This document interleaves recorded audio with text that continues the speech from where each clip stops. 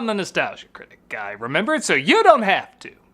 In a time where maybe, just maybe, more and more people are seeing animation as more grown-up than most grown-up entertainment, you gotta think about those anime films that blurred that line in the past.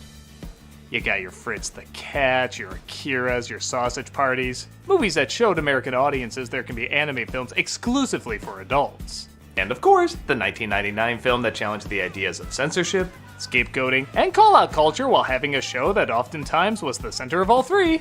I'm of course talking about the foul-mouthed wonders themselves, South Park.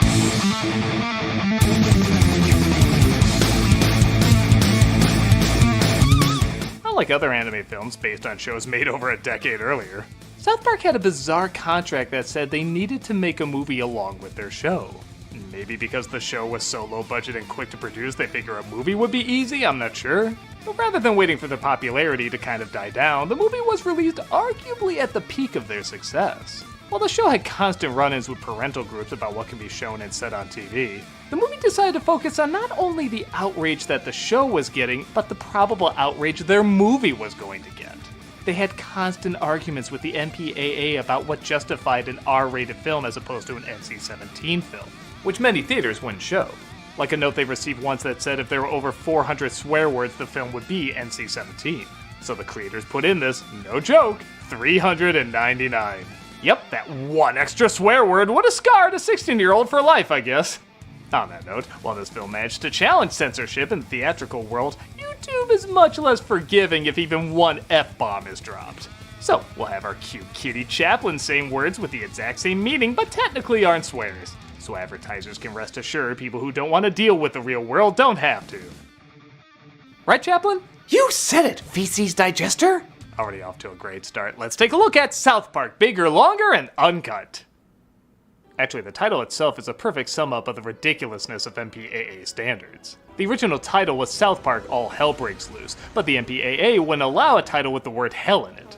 I think everyone can agree bigger, longer, and uncut is far more dirty, but it doesn't have the word a Disney character used in a G-rated film in the 50s, so I guess it's okay. There's a bunch of birds in the sky. The film opens, funny enough, with no swearing at all. It builds up the oncoming onslaught of indecency by opening with a Disney-style song. In fact, the whole film is constructed like a Broadway-style musical at a time when that really wasn't popular.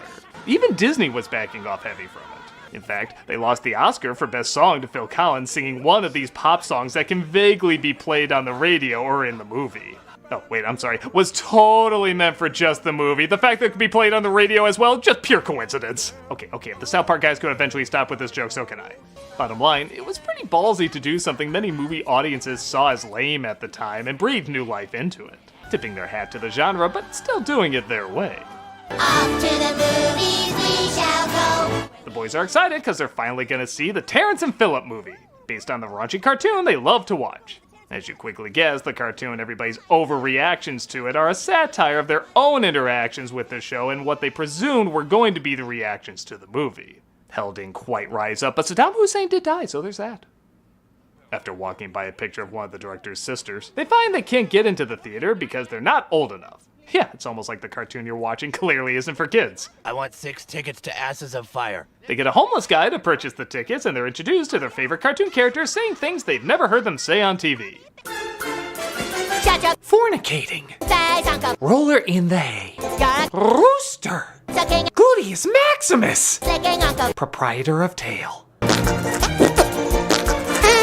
It probably goes without saying, but the songs are massive toe tappers, and everyone credits Parker and Stone, but the composer, Mark Shaman, who's written many catchy themes in the past, also deserves a ton of credit. It's pretty cool how people naturally underestimated this team's musical abilities, yet they would go on to be nominated and even win almost every musical award there is. We just went to go see the Terrence and Phillip movie. The next day, the boys talk about the movie they saw and share their new colorful vocabulary. Stan is thrown off, though, when he sees Wendy, the girl he's in love with and keeps puking on. Yeah, it's also kind of fun revisiting these old South Park tropes they haven't used in a while. But it looks like she's being courted by a boy named Gregory. Wanna skate with us? We've been skating all morning and laughing and talking of memories past. I could be wrong, but I swear this is based on Nigel from Top Secret. I never heard them confirm that, but come on. Get lots of sleep. Tomorrow, we will all be risking our lives for freedom. Hillary, how wonderful that you've returned to me now. when I so desperately need you by my side to fight for the cause. Our cause. Though surprisingly, this isn't the film that has a cow mounting him scene in it. Soon all the kids see the movie and are using the same colorful language. You can't say Nookie. in school, you Screwing. fat. Buttocks. Kyle! Why the Whoopee. not? Eric! Dude, you just said Sexual Congress. again. Stanley! Who? Kenny! It's a good time to mention this film has the record for the most swear words used in an animated movie. The boys get in trouble for their harsh language, but that's not on Stan's mind as he still wonders how to win Wendy over. Chef, how do you make a woman like you more than any other guy? Oh, that's easy. You just gotta find the... I think I can say this one. I'm not sure with YouTube. Oh, I'll just play this. Dolores! You guys, do you know where I can find the... Dolores! The what? What, is that like finding Jesus or something? No, Jesus is easier to find and easier to please. The school panics at the popularity of Terrence and Philip, and in one of the many examples of censorship working against the censor, the school says anyone wearing a Terrence and Philip shirt will be sent home, only encouraging the kids to love them more. Is the film destroying American youth? Here with a special report is a midget in a bikini. It's gonna sound weird to say, but I really forgot how random early South Park humor was. The school tries to sing to the kids how to say other words despite them meaning the exact same thing. This works for the moment, but once they see the movie again, they're back to their old ways. In fact, they're inspired by the movie to light their farts on fire, resulting in, spoiler, Kenny getting killed. Load that IV with 70 cc's of sodium pentothal. George Clooney, an early promoter of the show, has graduated from voicing a dog to voicing a doctor, and even eventually be mocked by the show down the line. Not gonna lie, that kinda feels right somehow. Kenny goes to the afterlife, which, to quote the Three Little Bops, didn't go to heaven was the other place. Little boy, time for you to play. Bring that bird and I'm gonna try to stay on a bar every day. A moment of gratification for years of me saying, that's James Hetfield singing that, and everybody saying, no it is, and it be in the credits. Well, he is now, Lady dogs. Still has better effects than Constantine. The parents decide the movie is to blame for all their kids' troubles, and seeing how the film is from Canada, they, well, you all know the song. And yes, as much as we like to mock the Oscars for being dim-witted and out of touch, especially when it comes to animation, them nominating the song and having Robin Williams sing it does show they can have a brain every once in a while. Not enough to give it to them, but okay, I'm moving on. This, of course, is a satire of outrage culture, claiming media is destroying the sensitive minds of the country, and censorship is the only answer, never realizing their outrage might be doing more harm than good. This is, no surprise, still practiced today, as it ping-pongs in between political extremes. Yeah, remember, boycott is totally different from cancel. That's something only the other side does, not us. Please welcome Terrence and Philip. A bunch of parents show up to cancel Terrence and Philip. I mean boycott, sorry, just again so different. When Conan O'Brien, voiced randomly by Brent Spiner, and Brooke Shields, voiced also randomly by Minnie Driver, turns them in to the authorities. I farted once on the set of Blue Lagoon. I didn't know I needed a Canadian cartoon slapping Brooke Shields, but that might be the funniest scene in the movie. You loved our movie, Conan. What have I done? Truth be told, I think this entire scene exists just to show Conan on his own show. I sound like that? Well, hello, fellows. Nice to have you here. The Canadian government gets back at them, though, by bombing the Baldwins. As if they weren't bombed most of the time. Do you know what sucks about being a Baldwin? Nothing! Fear not, the same team will be much nicer to the Baldwins in the future. Global warming and corporate America. And no doubt the Baldwin name will always be associated with something good. The US declares war on Canada, and Kyle's mom takes over as Secretary of Offense. God, that's good. Announcing that Terrence and Philip are to be executed. Again, a nice jab that Americans are fine with vulgar violence just as long as non-vulgar language is being used. Meanwhile, back in hell, okay, you gotta love a film when that's a segue. Kenny is being tortured by Satan and his lover, a constantly aroused Saddam Hussein. Man, this is getting me so hot. You let me do my job, please. Come on, rub my nipples while I torture this little piggy. I know this is played for laughs, but if you've seen the paintings at his home, this honestly isn't far off. Everyone blames Kyle's mom for starting this war, and the kids start to band together to protest it. Stan even decides to get political because he thinks it'll win over the girl he loves. Again, tell me you've never seen that happen in real life. This is all Kyle's mom's fault. Shut up, Cartman. This results in Cartman singing the always classic Well, Kyle's mom, She-poodle. she's a big fat, Lassie. she's the biggest. Canine of the feminine breed. To all the boys and girls. He even sings it in different languages like It's a Small World. Will I, for one, give credit that Cartman is exfoliating his skin with a beauty mask while singing this number? However, if this was to be taken any other way, I, for one, would be offended by this cartoon that constantly declares it's trying to offend me. Because just like Tropic Thunder and Always Sunny in Philadelphia, all these characters are smart, kind, level-headed role models that are clearly saying we need to be exactly like. If that wasn't the case and these were stupid, ignorant morons, hell, even satirizing stupid, ignorant morons, dare I say, there could be comedy involved. But that's not it. There's a beauty mask, so there's no problem. As you might have expected, though, Kyle's mom hears the song and forces Cartman to get a V-chip in his brain. This is a parody of the V-chip that was made to block shows like South Park from being seen by children, but despite so many groups complaining something like this needs to exist, very few parents actually purchased it. Proving again it was much more about complaining than actually solving the problem. This scenario, though, takes it to the next step where rather than censor what children watch, it censors what they say and even think. I also love them confusing Cartman not wanting to swear with him not being able to swear. Success! The child doesn't want to swear! This isn't fair, you sons of bitches! I should know. People joked they wanted to crucify me because I joked about crucifixion. At least I think they were joking about it. It's also pretty great all these parents talking about how important their children are while totally ignoring their own children. You started a war, you have to stop it! To make them safe again! Hello? Our children are precious! Hello? Wait until the world unites several groups with social media, then we'll all listen to each other. And the same way so many kids are introduced to classical music via Looney Tunes, I think a lot of us were introduced to Brian Boitano through this song. I'm sure he'd kick an ass or two, that's what Brian Boitano do. And if you're wondering what Brian Boitano thinks of it, it's been great being a small part of your journey on South Park. Well, that makes writing a punchline hard, so... F*** you all. Get me a fucking brownie. Haha, he sucks. Next scene.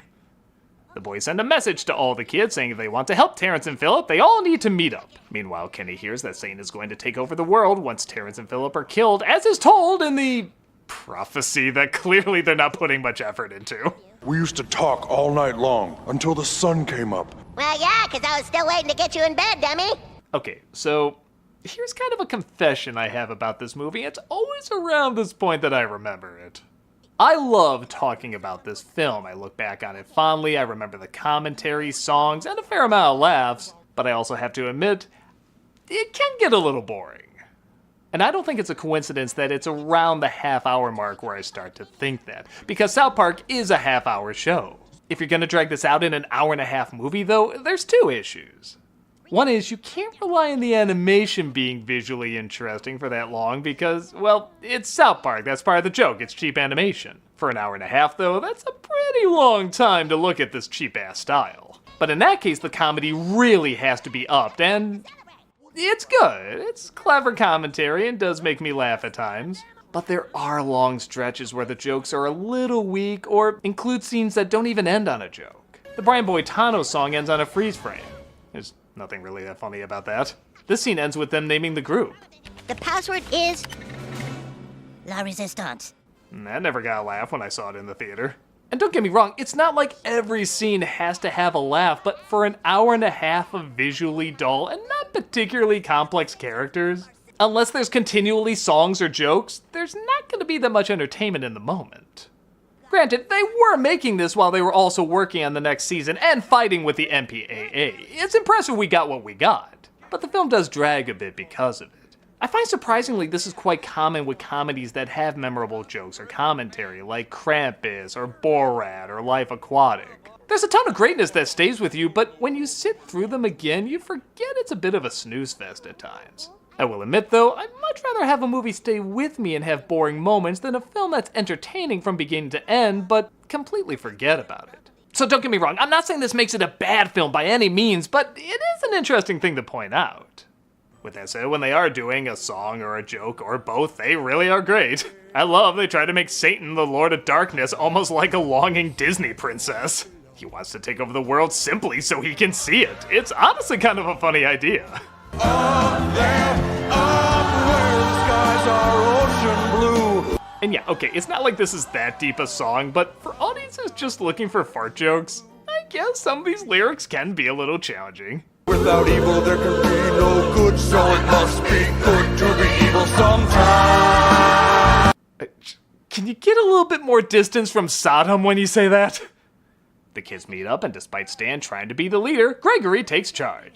And I think it only figures my favorite song in the movie is a combination of all the songs. Seriously, this song is just so damn good. The counterpoint melodies, the orchestrations, it's like Les Mis if the singing was intentionally bad. The only downside is, it reminds me this movie needs more Butters. He's my favorite character, we need more of him. I'll accept the artificial version. Saddam whips out his weapon of mass destruction, which I'll admit, watching at home isn't that funny, but in a theater, Christ does this get a big laugh, so I think it balances out. We need to speak with the mole. They get help from a kid called the Mole. Okay, come on, Butters could have been the Mole. Maybe he wasn't that popular yet, I don't know. And Sodom sings a song to Satan about how he'll be better to him. But I can change, I can change. I can learn to keep my promises, I swear it. While the song is fine on its own, it is the only musical number where I start to feel people squirming in their seats. It's the chirp Charlie of the flick. You'll get through it fine, but you always forget it's in the movie. Welcome to the USO Show! There's a big USO show before the execution of Terrence and Phillip, which includes Big Gay Al and Winona Ryder. Here's my famous ping pong ball trick. There, I didn't miss one. She really stole the show. Yes, 2023, the only other thing we got on her is this meme. What am I supposed to do with this? Big Gay Al also sings his song, and it looks like part of his name was exaggerated. He's actually bi. And the Canadians attack, just as Stan finds the... Dolores! Tell me how to get Wendy to like me. Dude, you just have to have confidence in yourself. Chicks love confidence. I'm confident no matter what I do, this is still gonna get me age restricted. On that note, Operation Human Shield puts all the black soldiers in the front to be shot first, but they move out of the way, letting the others get nuked. You some people gonna die? Wait. Are you insinuating that Jar Jar is the same actor as that guy? Oh my god, I'm amazed! Stan leads the kids, but Terrence and Phillip get killed off, allowing hell to rise. Cartman's V-chip starts malfunctioning though, and starts shocking others whenever he swears. So, of course, vulgar language saves the day. I also love how the big final swear he uses is just Barbra Streisand's name. Intimate relations. Stool. Member. Posterior. Globes. Pocket rocket. Hound dog of the fair sex. Muff. This kind. Front bottom. Downstairs. Rectum. Bitch. I have had enough of you! Satan kills Saddam, and Satan gives Kenny any wish he wants because he showed him he was in a terrible relationship. Kenny wishes everything to go back to the way it was, which would mean he would have to go back to hell also. This results in Kenny finally revealing himself, and I'm kind of torn on this. On the one hand, this was a big selling point in the trailers. See what Kenny looks like. Kenny McCormick. And it is a little funny that, well, he looks like any other kid. Goodbye, you guys. It's also cool they got animation legend Mike Judge to voice him. I'm not crying. It's just, I gotta get out of here. But I guess I feel like they did this idea better other times with Kenny revealing what he looks like and even sounds like. I don't know. It's not bad. I just think it's done better later. I'm not sure. I could be alone on that. What do you think? Everything's put back to normal. Kenny even goes to heaven because he ironically accepted he would go to hell. And the final song is sung. Even Free Willy does a big jump at the end. And that was South Park Bigger, Longer, and Uncut. Both dated, but in many ways still relevant. I think issues of censorship and passing blame onto others for things we don't like is always going to be a thing. Just like sophisticated humor and immature humor are always going to be a thing. So it makes sense a movie like this would combine all that. It's a good representation of what South Park was at the time, and both audiences and critics seem to enjoy the film okay. There's been talks of a sequel for a while. Actually, their Imagination Land miniseries was almost going to be a movie, but the team never quite felt they had the proper follow-up. Much like the Simpsons movie, I don't think it makes sense to do a sequel unless it's years after the finale, or maybe even serves as the finale. It just wouldn't feel as large or important if they did it while the show was still going. The same people worked on several projects, though, that had both a large and hilarious scale. So we're not short any great quality from this group. But for a team that's constantly been in battle over censorship for years and years, I think it's clear their movie talking about censorship has warranted authority worth respecting. I'm a nostalgia critic guy, remember? So you don't have to. I love you.